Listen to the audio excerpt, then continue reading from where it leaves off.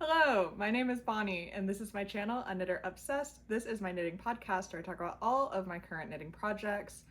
And this is going to be a fun one today. So I actually have 3 finished objects to show you guys, so I want to get straight into it. It actually turned out that every single whip that I showed in my last knitting podcast about 2 weeks ago has now become a finished object, which I did not expect or plan. At the time of my last podcast, there was one project that I knew I was going to finish in the next day or two. And I thought I might finish one of the other ones, but I wasn't even sure about that. I definitely did not expect to finish all 3. So it was a good knitting couple of weeks, I guess you could say. I had a lot of time to knit, I got a lot done, and yeah, we cleared out the whip pile. So I want to get straight into it and share with you guys. So the very first finished object I'm going to talk about is the one that I am wearing. So this is my Bibliophile 2 sweater by Alicia Plummer. It's a top-down raglan. It's knit in Harrisville Nightshades in the color Fever Dream. This is my unused skein. It's a DK weight yarn, and someone in the comments actually pointed this out to me in the last episode, so thank you. But it is woolen spun instead of worsted spun. So if you've been watching along, you'll know I keep mentioning that this yarn is very interesting to knit with.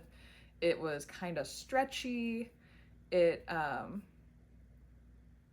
is definitely quite rustic. I wouldn't say, like, this sweater is very nice to wear. I don't find it prickly at all, but I also wouldn't call it soft. It is definitely a very rustic yarn.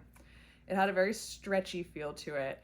And it bloomed like crazy when I blocked it. Like, I've never had a yarn change texture so intensely in a blocking. And so before blocking, you could see in between all of the stitches, you could see little gaps. It was very stiff feeling. And post blocking, it filled in all of the cracks. And you can see it has this just very nice, even texture all the way around. And it's lovely after blocking. It's a completely different yarn. So couldn't be happier with this yarn. I do highly recommend working with it. Just keep in mind it's a little bit different to work with because of the woolen spun nature of it. But it was a lot of fun. I'd never worked with woolen spun yarn before. I had been suspecting that was the case just because it was so different than any yarn I'd worked with. But because it doesn't say on the label at all, as far as I can see, and because I just didn't have any experience with woolen spun yarn, I wasn't positive that that's what was going on. So thank you to the one in the comments. I'm so sorry, I'm forgetting your username right now, but thank you so much for confirming that for me. It was very interesting to learn.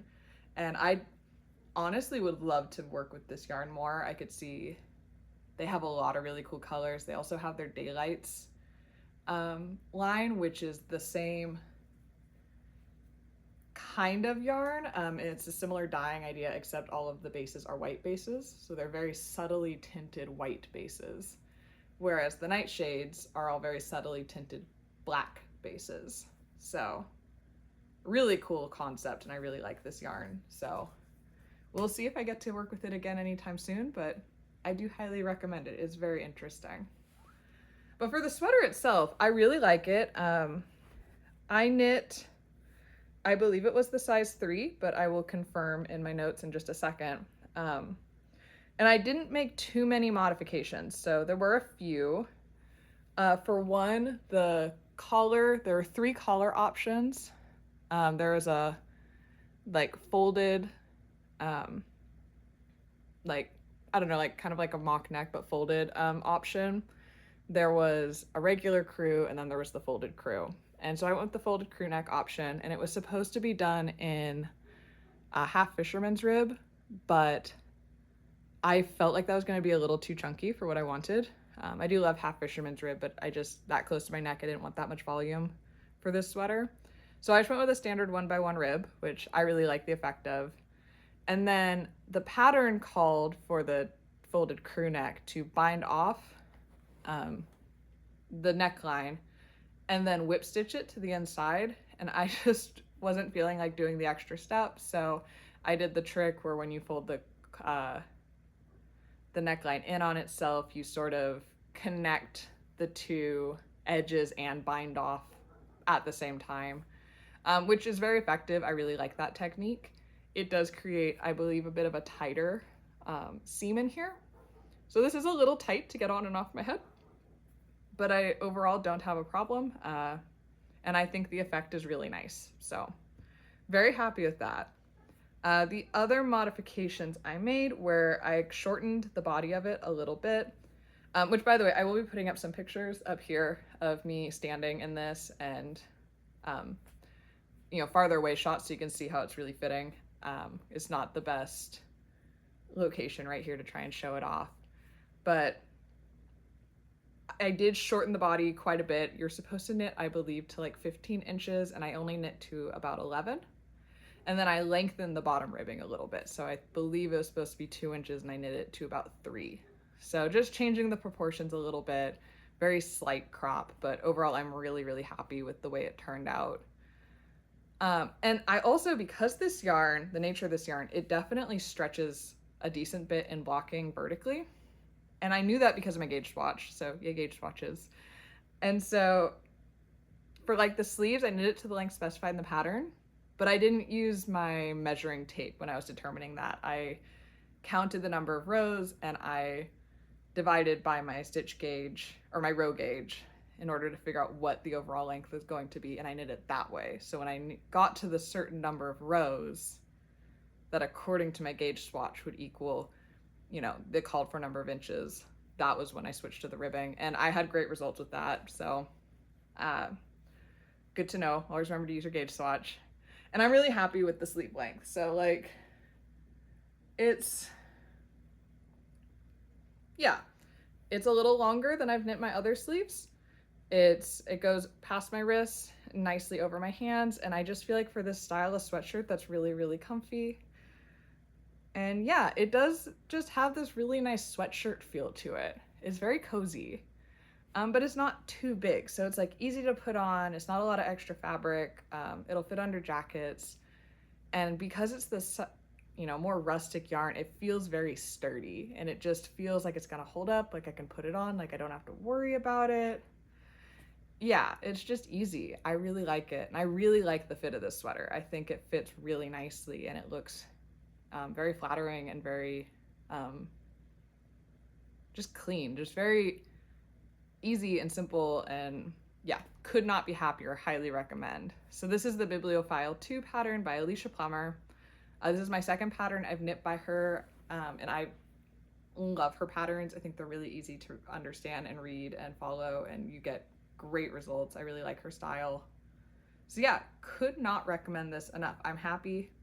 I did, it's kind of funny, so I wasn't expecting to finish this one, but we've been moving pretty rapidly into our springtime weather here in California, and we had a couple of days last week where it was straight up warm, like it was in the mid 70s and sunny and bright, and I was like, oh my gosh, I'm out of time.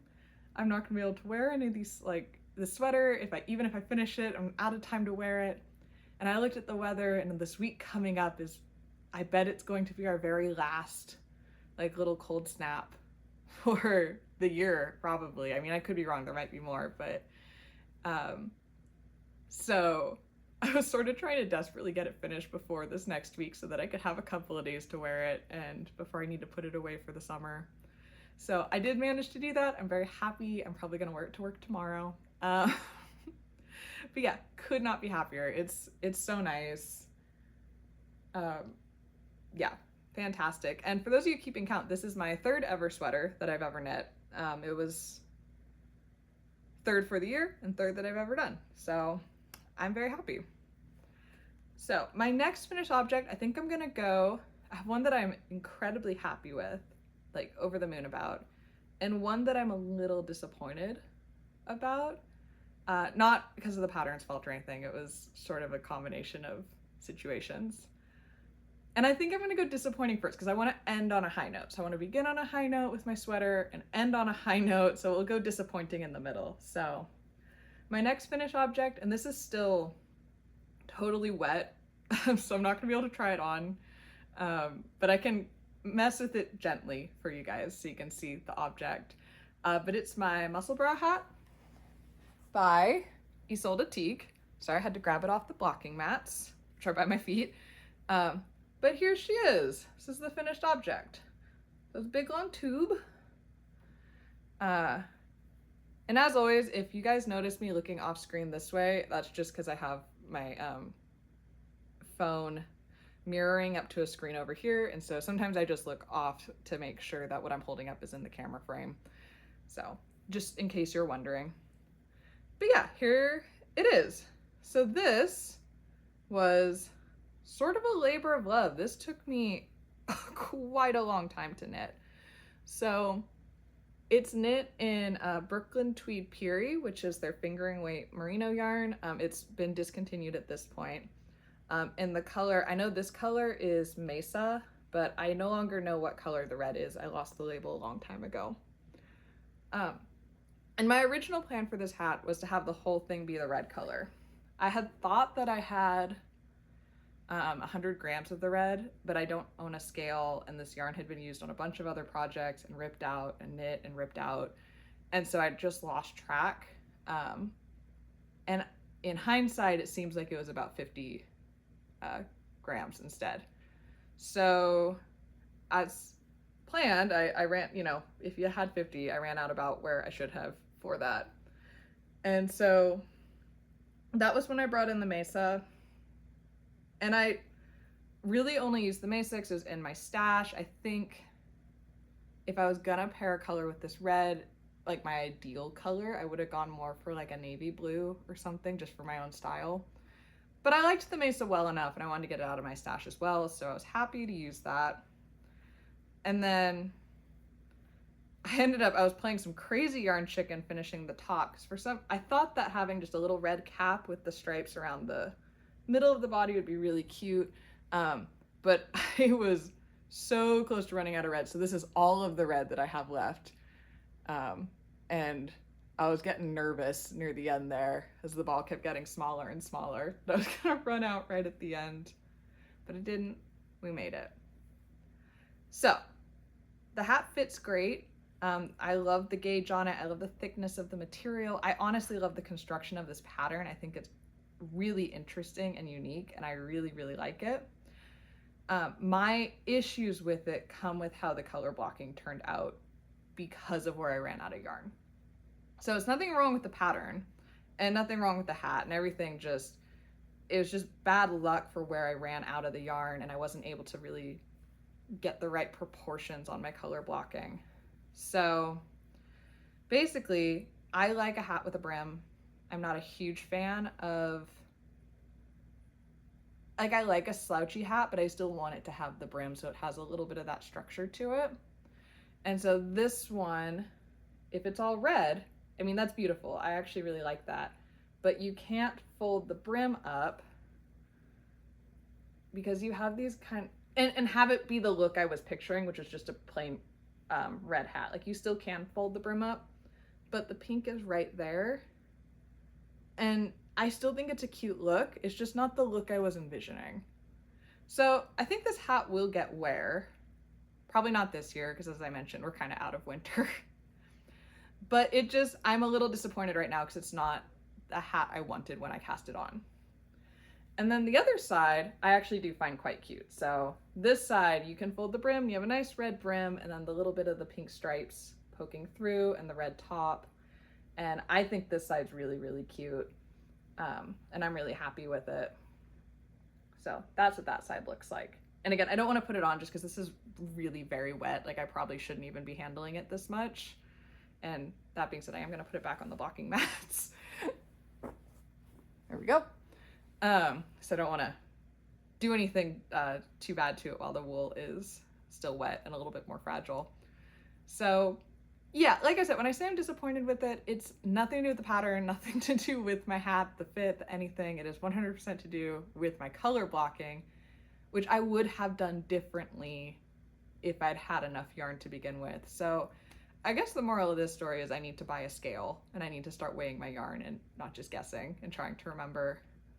And that is something I will probably order very soon because there are quite a few other projects where a scale would be handy. It'd be nice to know exactly how much yarn I'm using and things, how much I have left over, etc. Especially now that I am knitting more. And now that I'm talking to people about it, it'd be nice to have better data and details and more specific information for the podcast themselves, for you guys, so you can know. So yeah, that will probably be happening soon.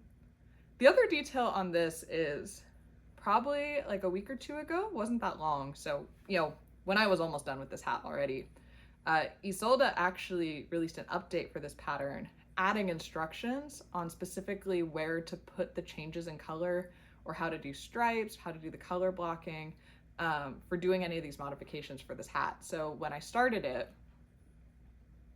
those details weren't there.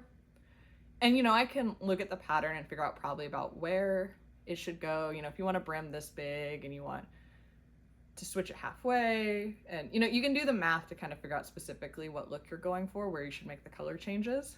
But it is really nice that she added those details into the pattern themselves with some diagrams and some ideas. And yeah, I think that's going to be really awesome. If I ever knit it again, I will absolutely be using her schematics there for any of those details. That being said, for me, I am not a huge fan of plain stockinette in the round. I know a lot of people are, and I like it occasionally. Like, I like having like a project that is a good, easy, can watch TV or talk to someone project. But for this hat was a little rough for me. When I added the stripes, it helped a lot because you could see your progress. But when it was the plain red, even though that is what I think would be probably my ideal hat, it was a little brutal because I knit the whole thing on size 2 needles, US 2 needles. So I think that's 1.75 millimeters, if I'm not wrong. So small needles, tight gauge. There's quite a lot of stitches per round, and it needed to be long. You know, it's a very long tube in order to make the double thick hat with a brim that I wanted. So it was a lot of knitting, and I did find that it was starting to get kind of frustrating. It was starting to feel a little tedious. This was my work project, so I was only doing a few rows a day on it, honestly. And yeah, it was just very, very slow going. So I like it a lot. I'm not saying I won't knit another one because I do really like the finished object, and I would love to have one that is a little closer to what my vision was. But I don't think I'll cast it on soon. I think I need a break. I'll cast on a few things with a bit more texture probably, just to engage my brain a little bit more before I come back to this. So, but yeah, that is my Musselburgh hat by Ysolda Teague. I highly recommend the pattern, especially the updated version she just released. It is a very cool pattern, so.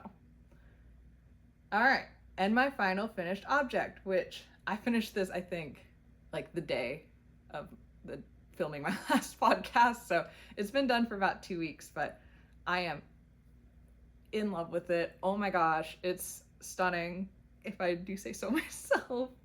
But this is my finished shift cowl. Bring it back a little bit. By Andrea Mowry. And this is knit in spin cycle, dyed in the wool yarn. And I have the colors pulled up right here. If you just give me a second. So it's spin cycle dyed in the wool yarn, which is a sport weight yarn, in the colors Devilish Grin, Dream World, and Woololo. So these are self-striping yarns, or slow color changing self-striping yarns, and you just let the color changes happen naturally as the pattern progresses. And you make this like pentagonal piece of fabric, and then you seam it together in the back with the mattress stitch right there, which I believe this is the first project I've ever had to use mattress stitch on. So got to learn a new skill there, which is very exciting. And then each of the edges has an I-cord edge that you make as you go. So they're all nice and finished.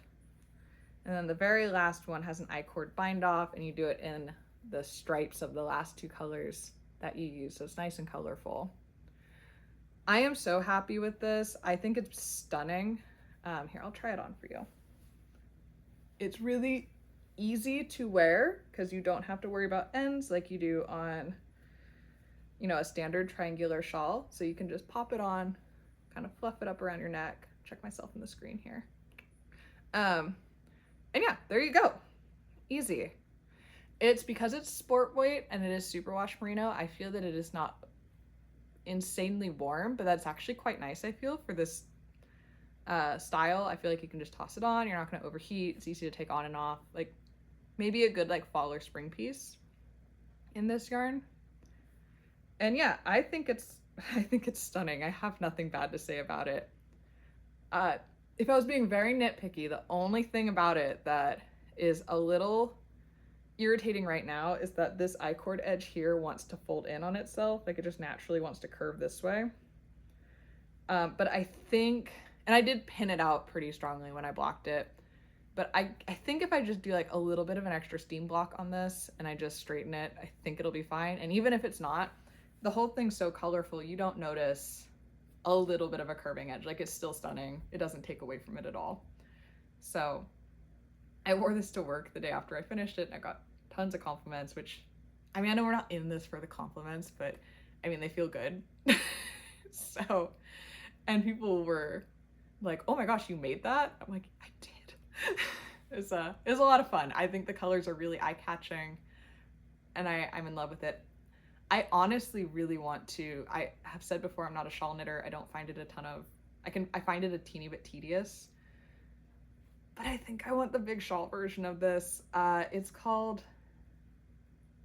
what's her shawl version called? I think it's called like Nightshift or something. I'll put it up here, a picture of it with the title. I'm blanking on the name right now, but it's knit in the, it's also knit in spin cycle wool, and they have, I think, a worsted version of this.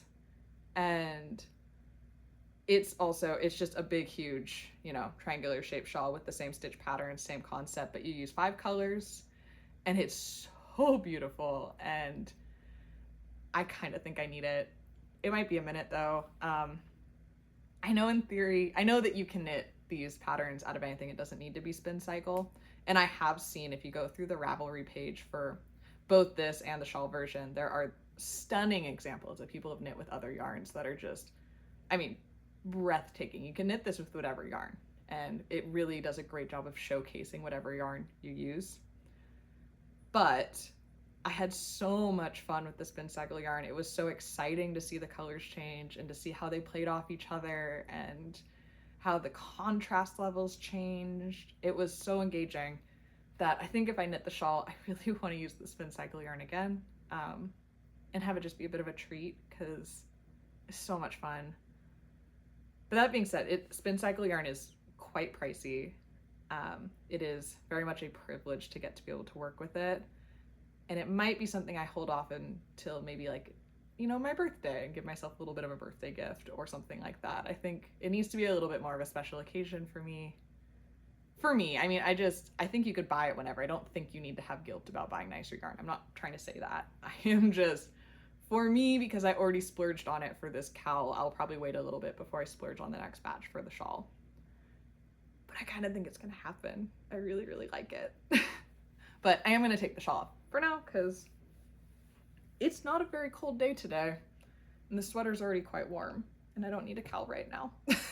So it's getting a little overheated.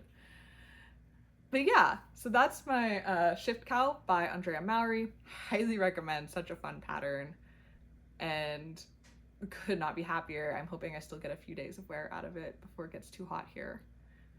So, and for that one, just in case you're curious, here is how much I have left over of each color. So, you know, not a ton of each, but a bit. I'm hoping to come up with a bit of a scrappy project I can start using all of my scraps for. I'm not quite sure what I'm planning yet.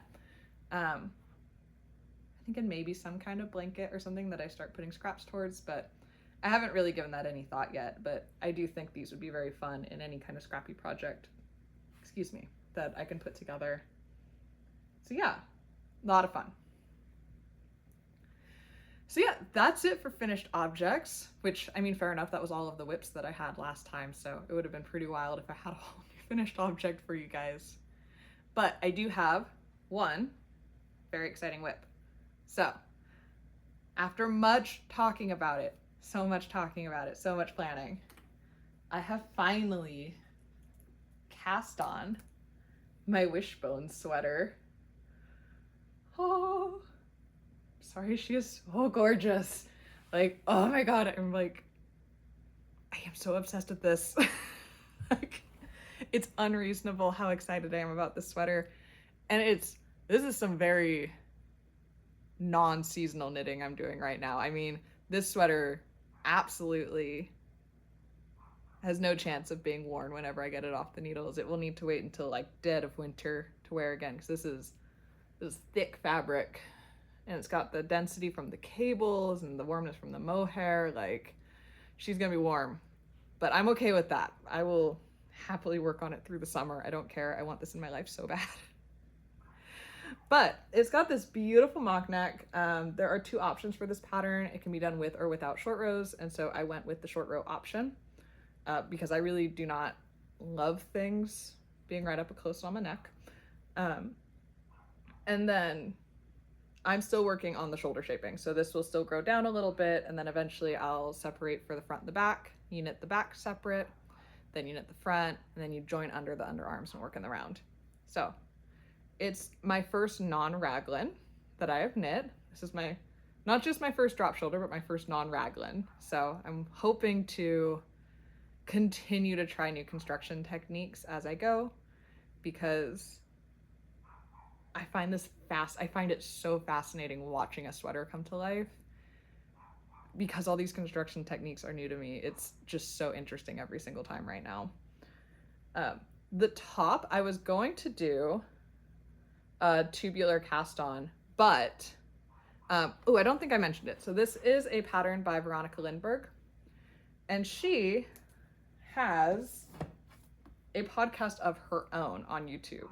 So, which, by the way, her podcasts are lovely. I've been watching them for a little while, and she's really fun to watch. But she goes by Kuda Vakika on YouTube, and she actually has a tutorial for how to knit this sweater from beginning to end. And it's such a good watch. It's so easy to understand. And she recommended using, it's just the long tail cast on, but for ribbing. So, and she goes over how to do it. I didn't even realize there was a purl version of long tail cast on, which, I mean, once I think about it, obviously there's a purl version of everything. But it creates this beautiful edge that, you know, sure, it doesn't have the like wrap over look of the tubular cast on or the tubular cast off, but it adds a visual interest of its own, and I really, really like it. So I am glad I watched the video and I went for that. This is knit on US 8, so 5mm needles for the body, and the top was knit with US 2.5 or 3mm needles. So this collar is very dense. It was a little hard on my hands, I'm being really honest. But the fabric is just so nice and squishy, and it has so much structure. It's so good. Yeah, this is gonna be a stunner. I am so excited. And it looks super complicated, but the cables themselves are so easy. So there's only two different types of cables. There's one that twists right and one that twists left. Everything is cabled on the same row. So there's a lot of rows in between where there's no cabling at all, and then just one row where you do all your cabling. And really the only tricky part about this, which is a little daunting every time I think about it, is that every single bit of this sweater is done in twisted rib. It's half twisted rib, so you're not twisting the purls, but there is not anywhere in here where you're not doing rib. So it's gonna be probably a bit of a slow knit. It's definitely it's not hard to do twisted rib. I mean, it's still TV knitting for me, but it definitely slows you down. My hands do get tired doing this here and there, so I do have to take a break every now and then. But that's okay, because like I said, I can't wear this until next winter anyways, so if it takes a little bit of time, that is okay. And it's funny, so I wasn't gonna cast this one on because I was trying to finish my other projects, and I was like, I don't need another cast on right now. We need to finish the Bibliophile sweater. And I was on the body ribbing for the Bibliophile sweater one day, and I kept picking it up and doing like 2 stitches and putting it down, and like I could not make myself do it. And so I finally was like, okay, you know why you don't want to do this. And I picked up my needles and I cast this guy on, and I swear I like blinked my eyes and I had like 2 inches of the collar done. Like I hadn't set it down, I hadn't looked up, I hadn't even been paying attention to the TV. And it was just all my brain wanted to knit. And I did, once I got it started, I let myself scratch the itch a little bit. I did force myself to put it down for a bit so I could finish my other whips. But yeah, after all that talking about all the planning, all I want to knit is this. And I'm so excited. It's my only whip right now. I'm in the free and clear. I can get a little bit of this out of my system.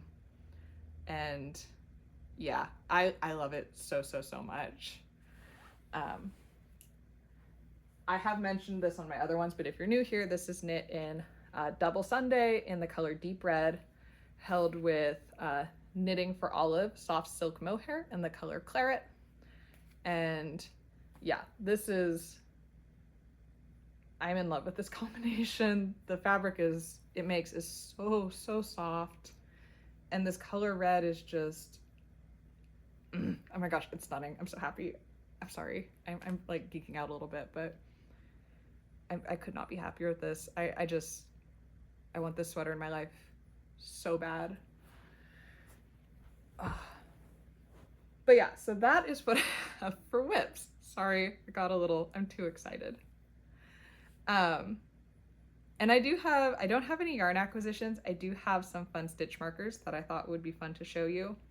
But before I do, I did want to quickly go through and tell you how long each of my finished objects took me to knit, because I always find that very interesting information. So my Bibliophile 2 sweater, I cast this on January 4th, 2024, and I officially completed it on March 21st, 2024, obviously. This was originally my work project before my Musselburgh became my work project. So I knit the whole yoke at my desk, at work, on breaks only, doing like a round or 2 a day. So the beginning of this sweater was very slow. And then it sat in hibernation for probably 3 weeks or so after that. So once I decided to finish the sweater, it knit up very quickly. So a lot of this time in the not quite 3 months, 2.5 months that this took, it wasn't 2.5 months of really intense knitting, but that's how long that took me. The Musselburgh was started on January 26th, and I cast this off yesterday, so that would be March 23rd. So about 2 months for this one, and like I said, this was entirely a work project, so just a few rounds a day, which just goes to show how much you can get done if you just consistently knit on something. You don't need to knit a lot. And then my shift cowl was cast on February 11th and cast off on March 14th. So just a little over a month on this guy. So yeah, those were the timelines for all of my projects. But, so for some fun acquisitions, I went a little crazy looking at stitch markers, because I usually use just the little like light bulb stitch markers that you can get anywhere for super cheap. And I just felt like I wanted something with a little bit more pizzazz. So I went on Etsy. And so these first ones are from a shop called A Girl and a Yarn Stash. And so I've got, let's see the best way to show them to you. I got a little spooky set. So they're a little hard to see because they reflect the light a bit, but there's 2 little plague doctors and then this like creepy moon, a little bit of a Halloween vibe that I thought were super fun. Because, you know, we all need a little bit of spookiness in our lives sometimes. And then I also got this set from her. I'll show these like 3 at a time. couple at a time. But I got a little moth set. So there's 5 of these. I don't know if it's gonna focus.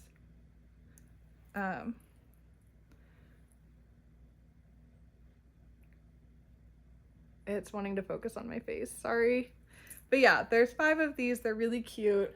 Let's see if we can get the last one. No? Okay, sorry about that. But they're really, really cute, and they're really high quality metal. They're a lot of fun. I've been having a lot of fun seeing them come around my projects every time I start a new round. So really cute. I highly recommend her shop. And then the other ones I got are from a shop called Capital Maker. And these come in this really cute little tin, which I'm actually using this tin to hold all of the other stitch markers as well. So that's very helpful. But these ones are little mushrooms.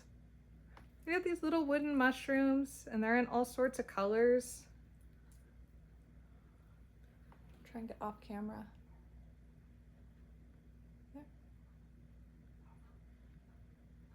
See, again, they're not wanting to film. I'll see if I can put pictures up here of what they look like from the Etsy shops, so that you can get an idea, a much better idea than what I'm showing right here, which I apologize. I was hoping it would work because they're so cute. But yes, those are my knitting related acquisitions for right now. They're a ton of fun. So yeah, I think that's it for all of my knitting updates. I should have some fun stuff planned coming up. I know I did order quite a bit of yarn, so I got some good acquisitions coming. I just don't have them yet. So that'll be on the next podcast episode. And then I did just want to have a conversation. I had a question for you guys. So my plan, I can really only do the knitting podcast every 2 weeks just because of how fast I knit. I don't think there'd be anything interesting to say if I did it every week. But I want to do videos every week. I think that's fun. I like engaging with you guys every week. I don't want to have to go 2 weeks without talking to you all. So the plan is to do a knit and chat in the weeks in between on various topics, on, other things going on in my life, things knitting related, knitting topics, etc. And I also probably try and put in some other videos that are a little bit different, mixed in here and there as I think of them, if I want to show you guys all the hats I've ever knit, or I don't know, just off the top of my head what I was thinking of. But are there any topics you specifically would like me to talk about in these knit and chats? Do you have questions for me? Do you have topics you'd like more information on? Things you'd like me to look into? Things you want to know about my knitting or not about my knitting? You tell me, let me know in the comments. That would be super fun, and I would love some inspiration coming from you guys on what you guys actually are looking forward to hearing about.